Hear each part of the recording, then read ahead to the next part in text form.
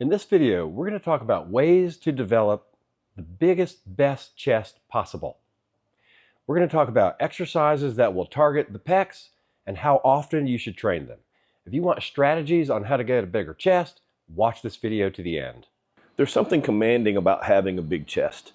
Men who have a big chest, their chest kind of precedes them as they walk into the room. You know, we think about Arnold, we think about superheroes, we think about my favorite, the Reacher series. You know, as they walk into the room, the big chest seems to get all the attention. Having a big chest equals more bravado. You know, even when we look in the animal kingdom, you see two gorillas getting ready to square off. The first thing they do is they expand their chest and then they start to beat it.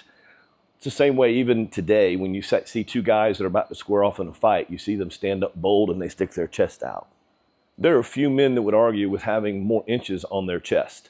Having a bigger chest equals a more confident appearance. Having a more confident appearance equals more self-confidence.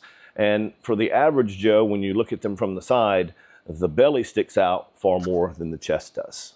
Which guy would you rather be? This guy or that guy? Hi, I'm Dr. Dan from Two Fit Doctors. Our channel is devoted to helping people of all ages train, grow, and thrive. This video is about training. It all started for me with training. When I was about 16, I saw a picture of Arnold with his chest sticking out, and I wanted to have that. I didn't care what it took. Unfortunately, I could not find many experts. Back then, when I started, the experts were magazines, and magazines showing professional bodybuilders and what their chest workout was, and every time it was 25 to 30 sets. And so for about the first half of the length of time I've been lifting, I pretty much obliterated my pecs with overtraining. It took a long time to figure out that there's not one thing. I've been lifting weights for almost 40 years, and I can tell you one thing: there's not just one thing. There's a lot of experts out there, but there are many ways to build the pecs, and all of them have some merit. They're all useful to some degree. I'm Dr. Beau. I too got into weightlifting because I wanted to play football when I was in school. And unfortunately, I was a runt. I was just too small. And what do you think as a teenager, a young teenager, I started training first? Chest.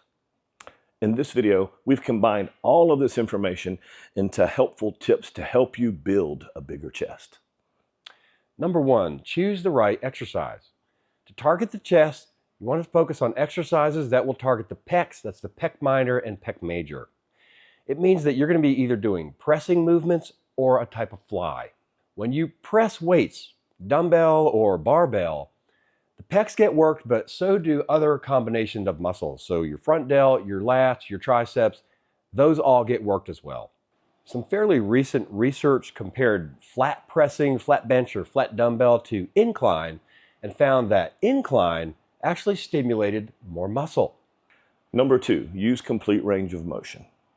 You know, when we talk about complete range of motion, what we're talking about here, if you watch this movement, is at the very bottom of the movement, you want to let the bar touch the chest, and that's maximum stretch, maximum range of motion. And then at the end of the movement, at the top, you want to lock out the shoulders, lock out the elbows, and squeeze the pecs.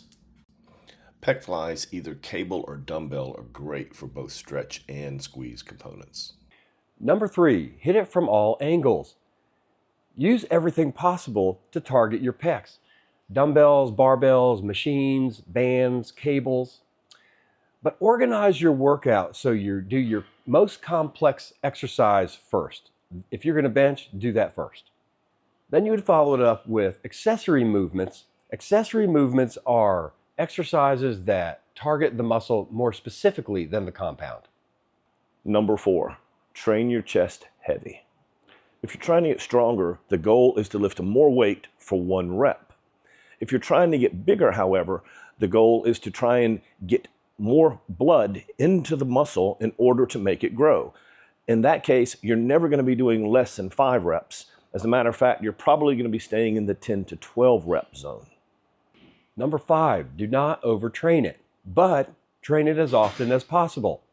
It's really easy to overtrain the pecs. If you can train pecs more than once a week, I applaud you. I have personally found it difficult to train pecs more than once a week because of the soreness factor. That doesn't mean that you can't do it. I would try to train it as often as possible unless it's still sore. If you're able to and want to try to train pecs more than once a week, if you can do it twice a week, I would highly recommend you monitor your volume. Do not do more than 9 to 10, 9 to 12 sets total in a workout if you're going to do more than one chest workout a week. One strategy for training pecs twice a week is heavy and light. So the first session you might train it heavy with reps between 5 and 8. The second session you would train it lighter with reps between 12, 15s, or 20s. Hopefully this video was very helpful. Best thing you can do to support a YouTube channel is several things. Number one, hit the like button in the bottom. Number two, if you would, go ahead and hit the subscribe button as well.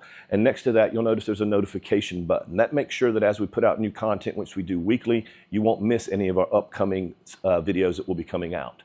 If you found anything that you had questions about or you'd like further clarification on, or maybe there's something you'd rather see content-wise, please include that in the comments. And if you need to reach us for any other purpose, we can be reached directly at info@twofitdoctors.com. Thanks for checking us out.